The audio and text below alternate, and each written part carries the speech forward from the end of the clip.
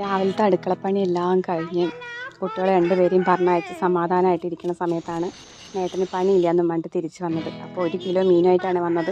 മീനിൻ്റെ പേര് ചോദിക്കരുത്, അറിയാവുന്നവർ കമൻ്റ് ഇടുക.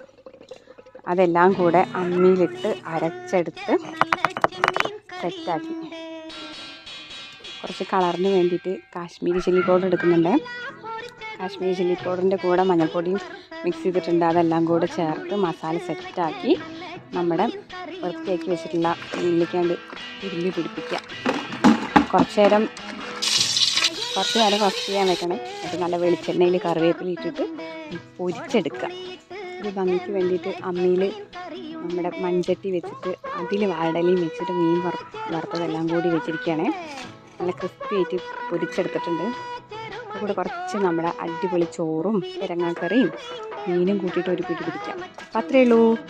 മീനിൻ്റെ പേര് കമൻ്റ് ഇടാൻ മറക്കരുത്.